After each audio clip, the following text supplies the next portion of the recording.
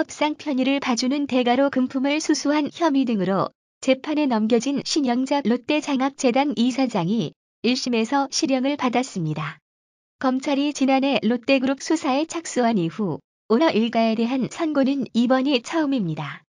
서울중앙지법 형사합의 13부는 19일 특정경제범죄 가중처벌법상 횡령, 배임수재 등 혐의로 구속 기소된 신 이사장의 선고 공판에서 징역 3년과 추징금 14억 4천여만 원을 선고했습니다. 재판부는 신 이사장의 범행으로 롯데백화점 면세점 매장 입점업체 선정 과정의 공정성과 적정성, 이를 향한 사회 일반의 신뢰가 심각하게 훼손됐다며 그럼에도 신 이사장이 이해하기 어려운 변명으로 일관하고 있다고 지적했습니다. 재판부는 이어 신 이사장의 행동은 대기업 경영자로서 투명하고 합리적인 경영이라는 사회적인 책임을 저버린 것이라며 이 범행으로 실추된 롯데그룹의 명예를 회복하고 시장경제 질서의 건전한 발전을 위해 신 이사장에게 엄중한 책임을 물을 필요가 있다고 판단했습니다.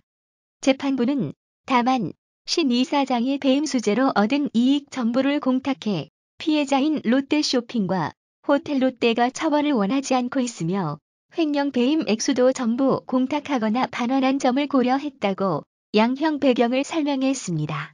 아울러 재판부는 신 이사장이 2007년 2월부터 지난해 5월까지 롯데백화점 면세점 사업과 관련해 총 14억여 원을 받아 챙긴 혐의를 유죄로 인정했습니다.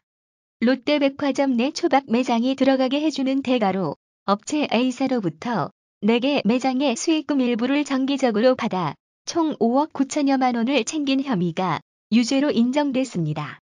신 이사장은 법정에서 이 매장들이 아버지인 신격호 총괄 회장으로부터 받아 실질적으로 자신의 소유라고 주장했지만 재판부는 이해하기 어려운 변명이라고 일축했습니다. 재판부는 이 같은 변명은 롯데백화점 입점업체 선정이 정해진 절차를 무시하고 오너 일가의 뜻에 따라 이뤄졌다는 뜻으로 보인다고 질타했습니다. 아들 명의를 내세워 자신이 실제로 운영하던 유통업체 비사를 통해 롯데 면세점 내 네이처리퍼블릭 매장 위치를 목 좋은 곳으로 옮기거나 유지해주는 대가로 총 8억 4천여만 원을 받은 혐의도 있습니다. 비사를 내세워 그룹 일감을 몰아받아 거액의 수익을 올리거나 일하지 않는 자녀에게도 급여를 지급한 혐의도 실제 용역을 제공한 것으로 보이는 일부 액수를 제외하고 유죄로 인정됐습니다. 다만 재판부는 신 이사장이 브로커 한모 씨로부터 네이처리퍼블릭 매장 위치 변경 명목으로 뒷돈을 받은 부분은 무죄로 봤습니다. 한 씨의 진술이 일관되지 않고 증거가 불충분하다는 이유에서입니다.